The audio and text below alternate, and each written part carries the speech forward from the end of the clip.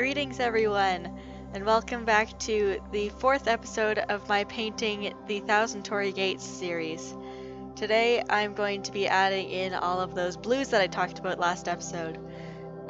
So most of the blues are going to be going in on the bottom half of the painting, on the path and the bottoms of the shrines. And for the blue, I'll be using cerulean blue hue, which makes sense. It's quite a light blue, and it's almost greenish when you mix it with the right colors. I have ultramarine, which is quite a deep blue. It's almost like an ocean blue. And then I have a whole bunch of things that aren't blue. So I have permanent magenta, which is kind of like almost a purpley pink. I have permanent green light, which is just a fancy way of saying lime green. I have cadmium yellow medium hue, which I used last time for some highlights. And I have burnt sienna, which is the supreme brown color that's used in everything. So right now, I'm just trying to put in all of the kind of obscure colors that I'm seeing in the pathway. So it looks quite stripy. But if you can see in the reference photo that I have in the corner there, since there's stripes of light coming through the shrines, there's different levels of light and different shades of light, depending on if there's a tree over top of the shrine, or if the shrine is older and more brown, or if the shrine is wider than other shrines. There's different types of light.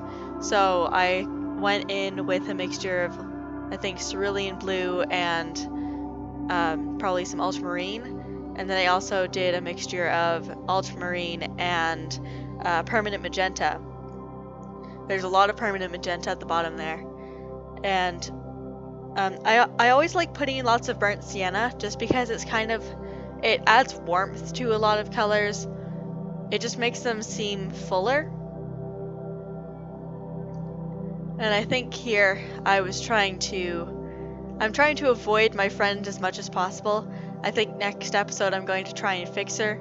Maybe print out an enlarged version of my photo and maybe trace her on again because she's just not the right shape. I have painted people before, but that was a group of people and they were all kind of mushed together. So you couldn't really see all of the weird shapes and proportions. So this is a completely different ballpark, if that's what the saying is. It's just, and she's in a weird position with weird clothing, no offense, but it's just something that I haven't done before, so I'm going to try and get it as right as possible. And now I'm moving on from the bottom of the painting, because there are some darker blue shadows up in the red part of the shrines. So I added a shadow along the side of the leftmost shrine, and I'm going to add in a lot of darkness where all of the old paint worn off shrines are. And I started to notice that my bottoms of the shrines wasn't looking right, there wasn't enough texture there.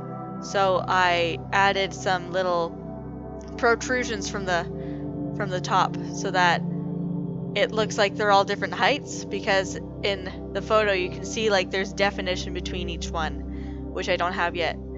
And that'll probably be best done with an opaque red later on, because I can nudge in with my paint to get some of those notches. But for now I thought I should start putting some of those shapes in. And as you can see, I was doing more shadows there. I'm doing a lot of these types of shadows. I believe with a mixture of ultramarine and burnt sienna, which, fun fact, brown and blue make black. And whenever I'm painting and wanting to make black, I always do ultramarine and burnt sienna, because if you just use black out of a tube, you can't control how warm it is, how cool it is, and what value it is, unless you add white, and then that kind of messes things up depending on what your black is pigmented with. So sometimes if you add white, it'll turn like blue, or it'll turn red, and your black is gone, and it's not very pure. So if you use a mixture of ultramarine and burnt sienna, you can control everything that you want with your color. And now I'm actually using a lot more opaque paint, so there's less water than I've done with most of my other layers, because I decided I should just go for it. I need to start putting in some darker shapes. I can't keep doing all of this shying around with the paint. So I decided it was time to start putting in some opaque layers. And when you're painting with acrylics, at least I like to go dark to light. I find that helps because you want to have a lot more layers on your dark sections than on your light sections. So if you start doing your darks early on, that gives you lots of time to work up layers. And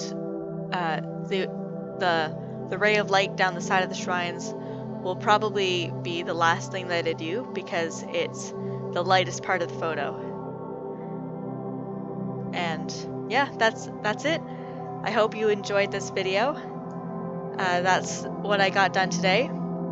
It's looking quite purple actually, and I kind of like that.